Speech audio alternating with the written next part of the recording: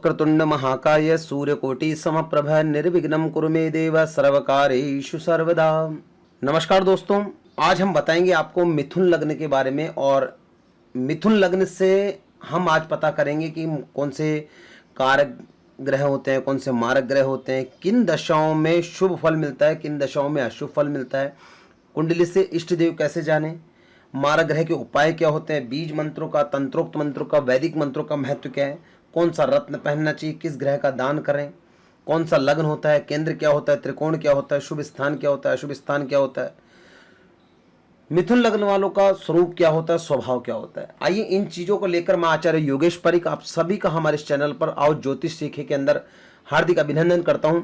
दोस्तों, मुझे बहुत प्रसन्नता होती है कि आपके कॉल मेरे पास आते हैं, क्योंकि आपको ये वीडियो बहुत अच्छा लगता है और आप लोगों ने इसे जानने का प्रयास भी करते हैं और आप इसे अपने जीवन से जोड़ना भी चाहते हैं ज्योतिष को, क्योंकि ज्योतिष एक ऐसा शास्त्र है जिससे कि हमारे तीनों कालों का हमें पता पड़ सकता है। तीनों कालों की जानकारी, भूत भविष्य वर्तमान के साथ साथ में जो वर्तमान में गोचर की दशाएं चल रही है, गोचर की किस प्रकार से हमारे जीवन शैली पर प्रभाव डालती है। कई जगह आपने देखा होगा कि दो पुत्रों का जन्म हुआ है, दो संतानों का जन्म हुआ, लेकिन एक बिल्कुल भिन्न होता है और एक बिल्कुल भिन्न होता है, मतलब कि दोनों की रूपरेखा बिल्कुल अलग होती है।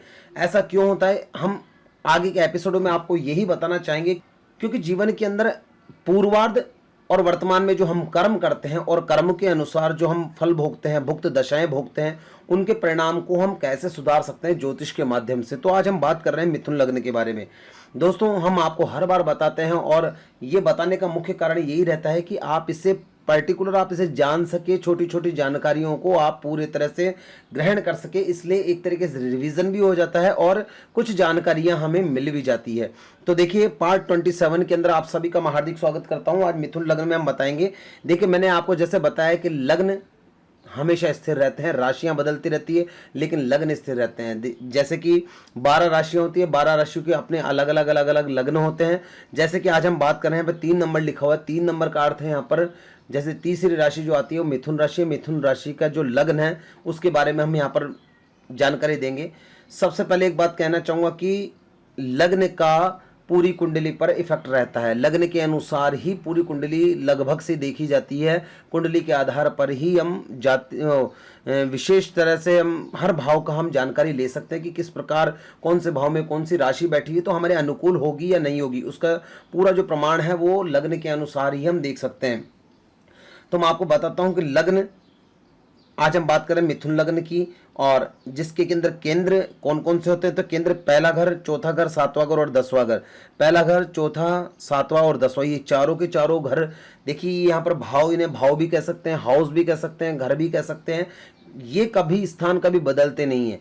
और लेकिन इनमें राशियां, जो राशियां हैं वो राशियां बदल सकती है, लेकिन लग्न कभी बदलेगा नहीं। लग्न का अर्थ है कि जैसे कि लग्न का जो स्थान है ये इसी से हम नोट करेंगे। जहां पर पहला नंबर, यहाँ पर 1 नंबर लिखा होगा तो मेष लग्न है, 2 नंबर लिखा होगा तो वृष लग्न है। यहाँ पर किसी भी प्रकार से अगर अलग अलग क्रमांक होंगे तो उसी प्रकार से राशि के अनुसार हम लग्न की जानकारी कर सकेंगे। और ये चीज आपको मेरे हिसाब से अब तक समझ भी आ गई होगी, क्योंकि आपने इतनी वीडियोज देखी। तो वीडियो में जो बेसिक नॉलेज होती है, बेसिक नॉलेज आपको हो सकता है कि आपको पूरी अच्छी तरह से आपको ज्ञान भी हो गया होगा।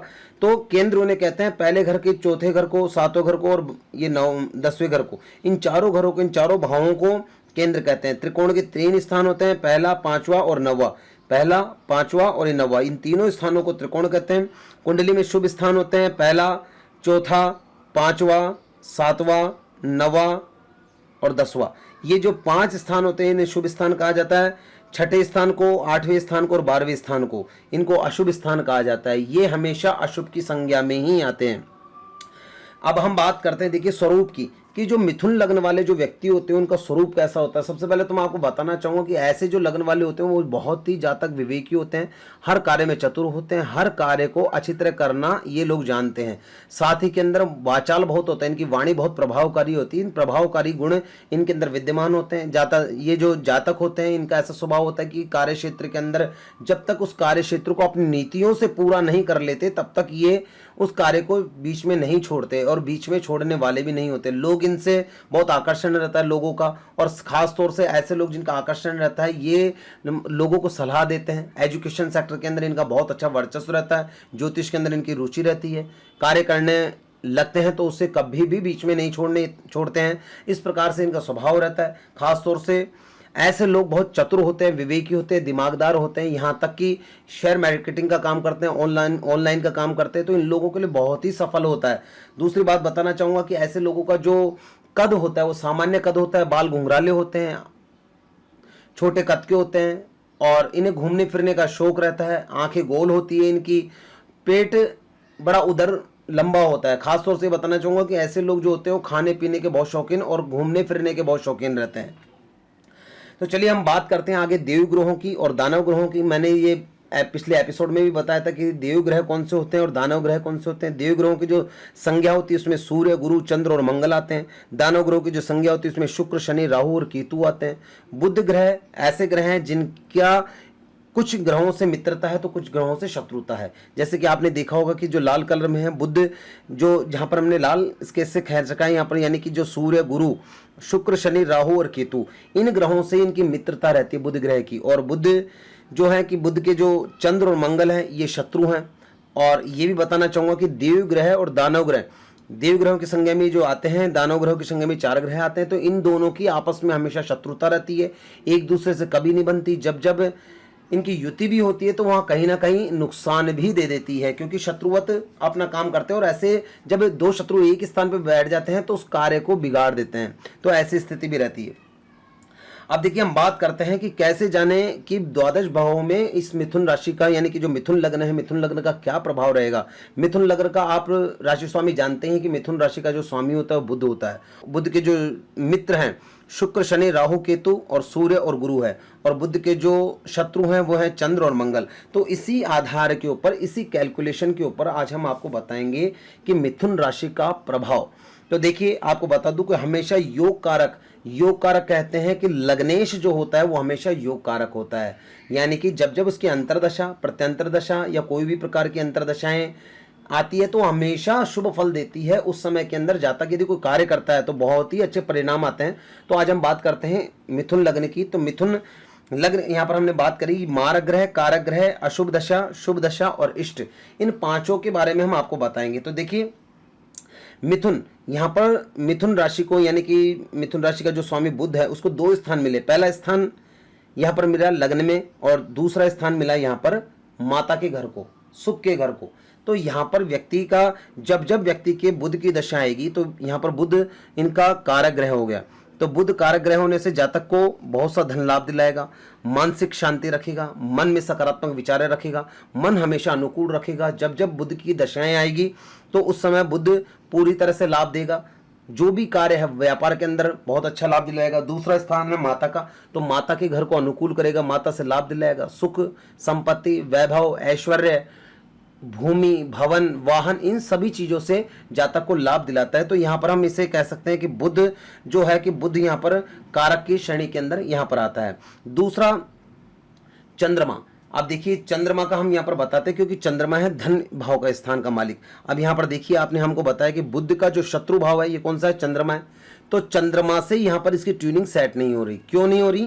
क्योंकि यहाँ पर जो दूसरा स्थान है, तो दूसरा स्थान एक तरीके से बहुत परिश्रम का और बहुत कहना चाहूँगा कि बहुत ही टिपिकल स्थान भी हम उसे कह सकते हैं कि उसके अंदर बहुत ज़्यादा संघर्ष करना पड़ता है। तो ऐसे जातकों को धन जो आएगा बहुत संघर्ष करा के आएगा, बहुत परिश्रम करना पड़ता है। आपने देखा होगा लगभग कि एक ही फील्ड के अंदर बहुत सारे लोग होते हैं, लेकिन कुछ लोगों को परिणाम अच्छे मिलते हैं, कुछ लोगों को नेगेटिव मिलते हैं। तो उसका कारण क्या होता है कि कहीं ना कहीं उनके ग्रहों की अनुकूलता उनके लिए बनी हुई नहीं है। यदि उस समय वो उस अनुकूलता को बना लेते हैं तो जातक को बहुत लाभ मिल जाता है। या तो कोई अच्छा रत्न पहन लेते हैं उच्च करने के लिए, या अपने कार्य ग्रह को और भी अनुकूल करने के लिए वो अच्छा रत्न धारण कर लेते हैं, या उसका मारक जो है उसका उपाय कर लेते हैं। तो उन चीज़ों का यदि ध्यान रखते हैं तो उससे बहुत अच्छा लाभ मिल जाता है। तो यहाँ पर धन स्थान से जुड़ा हुआ है, धन स्थान से, लेकिन यहाँ पर शत्रु का स्थान होने से जो चंद्रमा है यह मारक की श्रेणी में आता है। तो यहाँ पर हम लिखेंगे कि जो चंद्रमा है, चंद्रमा यहाँ पर मारक की श्रेणी के अंदर है। अब देखिए तीसरा स्थान है पराक्रम का। पराक्रम का स्थान होने के साथ साथ में अब यहाँ पर हम देख सकते हैं कि बुध और सूर्य की क्या ट्यूनिंग है, तो बुध और सूर्य आपस में मित्र है, तो मित्र है, लेकिन यहाँ पर तीसरा स्थान होगा पराक्रम का। तो ऐसे व्यक्ति को क्रोध बहुत जरूर आएगा, लेकिन वो अपने पराक्रम से हर चीज को सफल बना लेंगे।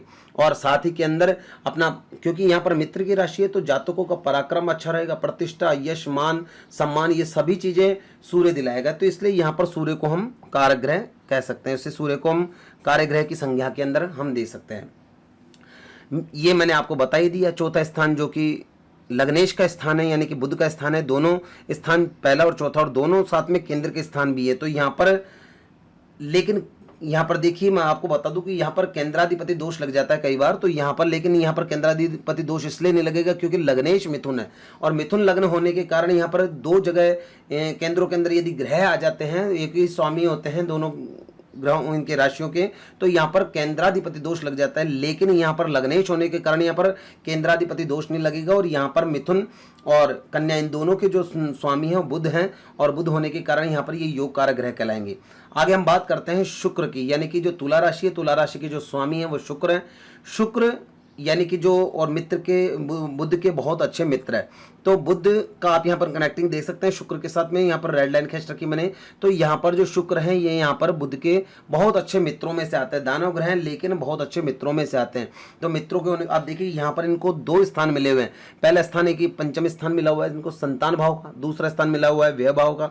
तो यहाँ पर एक स्थान अशुभ है, लेकिन एक स्थान शुभ होने के कारण सात के अंदर शुभ स्थान भी है, सात के अंदर त्रिकोण का स्थान भी इसे कहा गया है। तो त्रिकोण का स्थान मिलने से ये इन्हें शुभ की संज्ञा में होता है। ऐसे जातकों को संतान बाधा के अंदर दिक्कत नहीं होती, संतान को लेकर हमेशा सफलताएं मिलती है, संतान को लेकर लाभ मिलता है। यदि शुक्र की दशाएं जब जब आती है तो उस समय इनको संतान प्राप्ति का भी योग बनता है। लेकिन शुक्र किस जगह पर बैठा हुआ है, संतान घर के अंदर कोई अरिष्ट की किसी की दशा तो नहीं, दृष्टि तो नहीं पड़ रही है, कोई अरिष्ट ग्रह तो नहीं बैठा हुआ। इन चीज़ों का भी हमें विचार करना चाहिए, वो आगे हम कई जो आगे वीडियो बनाएंगे उनके अंदर हम आपको बताएंगे भी। तो यहाँ पर मैं बता दूं आपको कि शुक्र को यदि देखा जाए तो बहुत ही अच्छे कारक ग्रह की इनकी संज्ञा के अंदर दे सकते हैं और बहुत अच्छा लाभ भी मिलेगा।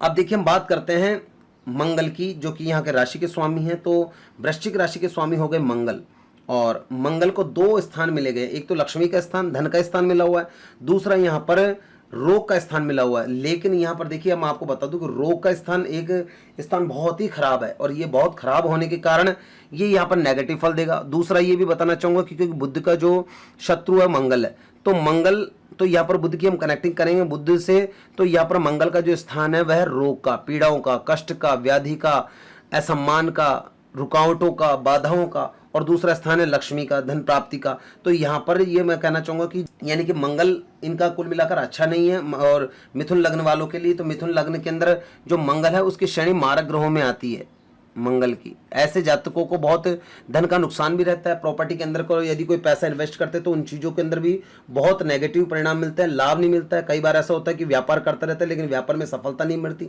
तो ये सारी स्थितियाँ इस प्रकार से बनती है। तो इससे हम मंगल को भी हम मारक की श्रेणी में गिन सकते हैं।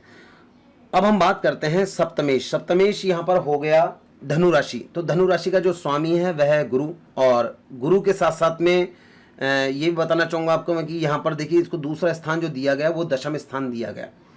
अब दशम स्थान देने के साथ साथ में ये बुध के मित्र हैं, लेकिन यहाँ पर स्थान इनको दे दिया, एक तो सप्तम, एक दे दिया दशम स्थान। तो दशम स्थान इनको देने से अब देखिए मैं जहाँ पर पहली बात कर रहा था कि केंद्राधिपति दोष बनता है यहाँ पर, यानी कि दो, यानी एक ग्रह को, यानी एक जो ग्रह होता है उसको दो स्थान मिल गए यहाँ पर। तो यहाँ पर सप्तम स्थान और दशम स्थान, यहाँ पर ये दोनों स्थान मिलने से यहाँ पर इनके लिए जहाँ पर जो पॉजिटिव होने वाला था यहाँ पर बिल्कुल इनके लिए नेगेटिव हो जाएगा। और नेगेटिव होने से क्या होगा, इनके राज्य में बाधा, राज्य कार्य में बाधा, राजकीय सेवाओं में बाधा। कई लोग ऐसे होते हैं, कई बच्चे जो कि शिक्षा के अंदर बहुत पढ़ते रहते हैं, बहुत इंटेलिजेंट होते हैं, लेकिन उनके इस प्रकार की दिक्कत हो जाती है कि जिससे कि लेकर वो जितना भी पढ़ें वो कई बार ऐसा हो जाता है कि भूल जाते हैं, या फिर बहुत परिश्रम करते हैं, परिश्रम के बाद भी उन्हें प्रॉपर लाभ नहीं मिल पाता। तो देखिए मैं बता दूं आपको कि यहाँ पर केंद्राधिपति दोष होने के कारण कई लोग ऐसे जानते हैं कि नहीं यहाँ पर दो ग्रह अच्छे जगह पर बैठ गए तो यहाँ पर केंद्राधिपति दोष नहीं लगेगा, लेकिन यहाँ पर दो ग्रह अच्छे स्थान तो मिल गया, लेकिन उसके बावजूद मित्र भी ये सब कुछ है, लेकिन यहाँ पर केंद्राधिपति दोष लगने के कारण यहाँ पर ये जो गुरु हैं ये भी मारक की श्रेणी में आएंगे, और जिससे कि लेकर अनुकूल जब जब इसकी अंतर्दशा प्रत्यंतर दशा आएगी तो इन दशाओं के अंदर अनुकूल फल नहीं देंगे। अब हम बात करते हैं अष्टम स्थान का जो मालिक है, यानी कि यहाँ पर आ गई मकर राशि और कुंभ राशि, इन दोनों राशियों के स्थान के मालिक हैं शनिदेव।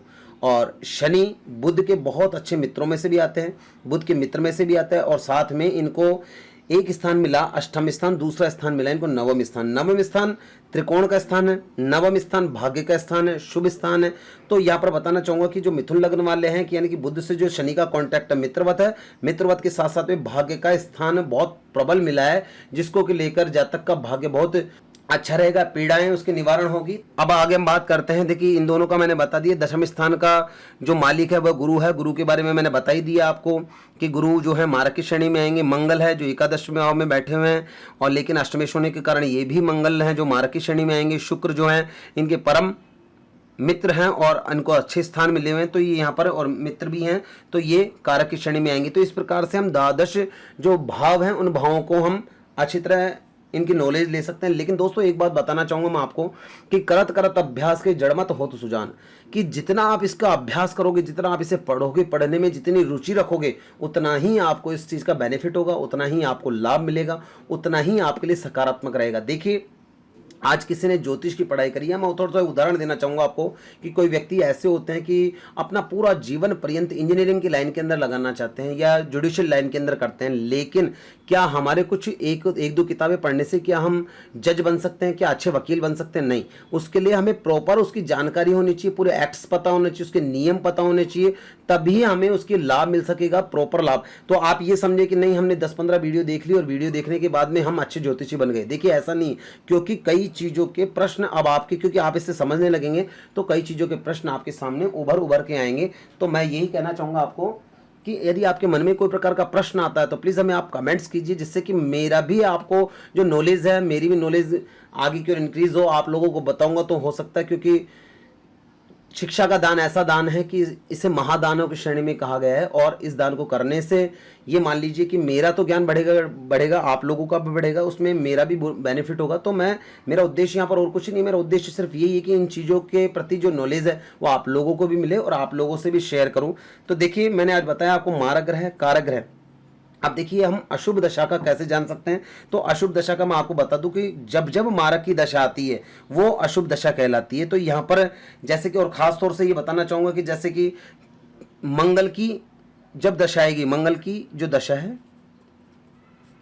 अब इनमें से भी हमको जो मारक है, तो प्रबल मारक कौन सा है, तो प्रबल मारक यहाँ पर मंगल बनता है। उसके बाद में जो दूसरा नंबर का बनता है वो चंद्र बनता है, और तीसरे नंबर का जो बनता है वो गुरु बनता है। तो यहाँ पर जब जब मंगल की और चंद्र की अंतरदशा प्रत्यंतर दशा आएगी तो इस समय पर आपको जो लाभ है वो लाभ नहीं मिलेगा, अशुभ दशा रहेगी। इसके अंदर अरिष्ट योगों का रहता है, एक्सीडेंटल होना, दुर्घटना होना, किसी भी प्रकार से नुकसान होना, ये सारी चीज़ें इंगित करता है। और जब जब कारक की दशा आएगी, और खासतौर से अब कारक की दशा में मैंने आपको पिछले वीडियो में बताया कि जब जब जैसे कि त्रिकोण की दशा आएगी, तो त्रिकोण ये हुआ पहला, पांचवा और नौवा।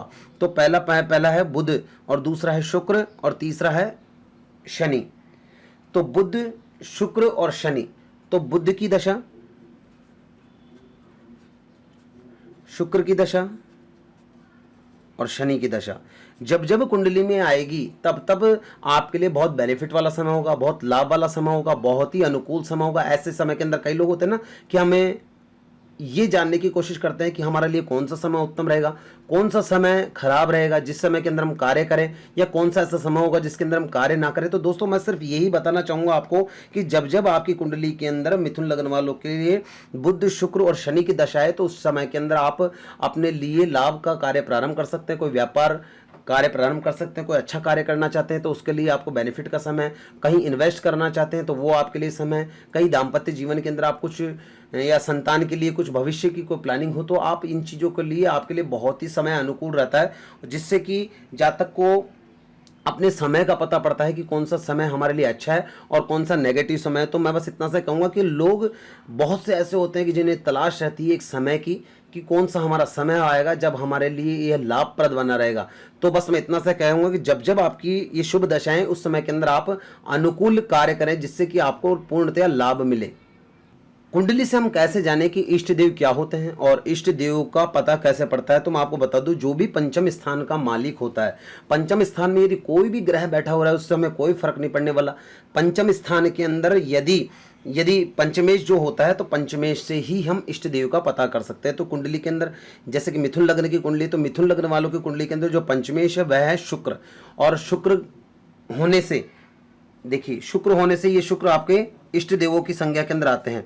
इष्ट देवों के अंदर यदि शुक्र है तो आपको देवी की आराधना आपके लिए बहुत अच्छी रहेगी। और जैसे देवी की आराधना कर सकते हैं, माँ लक्ष्मी की आराधना कर सकते हैं, गायत्री मंत्र का आप जाप कर सकते हैं। नवरात्रों के अंदर इसे करने से आपको विशेष फल लाभ होगा। गाय की सेवा आप कर सकते हैं, आपकी माता की सेवा आप स्वयं खुद कर सकते हैं, कुल देवी की स्तुति कर सकते हैं। इन नवरात्रों के अंदर अखंड ज्योत जला सकते हैं। कोई गुरु मंत्र आपने लिया हुआ है देवी का, तो देवी के जो गुरु मंत्र हैं उसकी आप आराधना कर सकते हैं, उससे आपको बहुत अच्छा लाभ मिलेगा। यदि एक और बात बताना चाहूँगा कि साधक जब दीक्षा लेता है यानी गुरु मंत्र से दीक्षित होता है, उसी के बाद यदि जप करता है तो उससे पूर्णतया लाभ मिलता है। तो अपने इष्ट की साधना तभी करें जब आपकी गुरु हो। अब आजकल का समय ऐसा आ गया कि हर गुरु पर विश्वास करना बड़ा भारी हो गया है, तो आप अपनी माता पिता की आज्ञा से और माता पिता का आशीर्वाद लेकर भी आप इस कार्य को प्रारंभ कर सकते हैं और अपने इष्ट की साधना कर सकते हैं, जिससे कि आपको पूर्ण लाभ मिले। ये मैं कह रहा हूं मिथुन राशि वालों के लिए। मिथुन राशि वालों को देवी की स्तुति करना, देवी के भजन करना, ये सारी चीजें आपके लिए लाभकारी हो सकती है। अब देखिए कि कई बार ऐसा होता है कि कुंडली के अंदर मारक ग्रह आ गया, तो मारक ग्रह, जैसे कि मैंने आपको बताया कि मारक ग्रह आ गया, तो मारक ग्रह के अंदर हमें क्या करना चाहिए दोस्तों। मारक ग्रह जब जब आएगा, जब तक को अरिष्टताएं देता है, नुकसान करा देता है, व्यापार में नुकसान करा देता है, शारीरिक पीड़ाएं देता है, कष्ट देता है, घर में क्लेश रखता है, अशांति रखता है, सारी स्थितियां आती है मारक ग्रह के अंदर। तो मारक ग्रहों जब जब हमारे मारक ग्रह आए तो मारक ग्रह का हमें दान करना चाहिए। उसके बीज मंत्रों का, तंत्रोक्त मंत्रों का, वैदिक मंत्रों का घर में जाप करवाना चाहिए। किसी विद्वान से यंत्र की स्थापना कराकर उन यंत्रों का नित्य पूजन अर्चन करना चाहिए, जिससे कि मारक ग्रहों की शांति मिले और ये हमारे अनुकूल हो सके। और जब जब कारक ग्रहों का दशा या अंतरदशा है उस समय पे हमें रत्न पहनने चाहिए। जैसे कि यदि कारक ग्रह बुध है तो बुध की दशा आती है तो आपके वेट के अनुसार आप पन्ना धारण कर सकते हैं। तो सूर्य की दशा में आप माणक धारण कर सकते हैं आपके वेट के अनुसार। जब शुक्र की दशा है, अंतरदशा है, तो उस समय पे आप डायमंड पहन सकते हैं, या फिर इसका जो सब्स्टिट्यूट होता है जरकन भी आप इसे पहन के इस समय को आप और भी गति प्रदान करवा सकते हैं और भी इसके अंदर लाभकारी स्थिति पैदा कर सकते हैं। जब जब शनि की दशा अंतरदशा है, क्योंकि शनि भी आपका पूर्ण कारक ग्रह है, तो जब जब इसकी दशा है अंतरदशा है तो इस समय के अंदर भी आप शनि को अनुकूल बनाने के लिए हनुमान जी की आराधना करें। साथ के अंदर यदि शनि से संबंधित कोई स्टोन पहनते हैं, जैसे कि नीलम पहनते हैं, तो या शनि के लिए आप शनि का जो छल्ला हो सकता है लोहे का, वो भी आप धारण कर सकते हैं। तो इन रत्नों को धारण करने से आपके लिए समय अनुकूल और भी मिलेगा। यदि आप ऐसा पहन सकते हैं तो आपने हमारे पिछले जो वीडियो है उनके अंदर आप देख सकते हैं कि इसे कब पहने, कौन से समय पे इन रत्नों को पहनना चाहिए और किस ग्रह का हमें करना चाहिए दान। तो जब जब हमारे मारक की दशाएं, अरिष्ट दशाएं, इस समय के अंदर हमें इन चीज़ों का दान करना चाहिए, जिससे कि यह समय हमारे लिए अनुकूल मिल सके, लाभ मिल सके। दोस्तों, यदि आप कुंडली का प्रॉपर नॉलेज लेना चाहते हैं, कुंडली दिखवाना चाहते हैं, तो आप हमारे इस चैनल पर आप हमसे संपर्क भी कर सकते हैं। हमारे जो नंबर दिए हुए हैं नीचे, इन नंबर पर आप हमसे संपर्क करके या व्हाट्सएप कुंडली करके आप हमें कुंडली भी दिखा सकते हैं, जिससे कि हम प्रयास करेंगे आपकी कुंडली को और भी अच्छे से अच्छे देखना। लेकिन ये बताना चाहूँगा मैं आपको कि देवों की आराधना करने से, ग्रहों को अनुकूल करने से हमें हर प्रकार से हर लाभ मिल सकता है। तो बस एक शर्त यही है कि हमें यह ध्यान रहना चाहिए कि कौन सा समय हमारे लिए अनुकूल है, क्योंकि कहते हैं ना कि समय पर दी हुई, कई बार ऐसा होता है कि आदमी हल्के सा इशारे से ही तर जाता है, तो वो वाली स्थिति रहती है कि ग्रहों की जिसको पकड़ रहती है वो ग्रहों को यदि अनुकूल कर लेते हैं तो हमें अच्छा परिणाम मिल सकता है, अच्छा लाभ मिल सकता है। दोस्तों, आगे हम और भी वीडियो लेकर आएंगे आपके लिए, और अब हम चाहते हैं विदा। तो बहुत बहुत धन्यवाद आप सभी का हमारे इस वीडियो से जुड़े रहने के लिए, हमारे चैनल से जुड़े रहने के लिए। आप सभी का बहुत बहुत धन्यवाद और बहुत बहुत आभार। जय हिंद, जय भारत।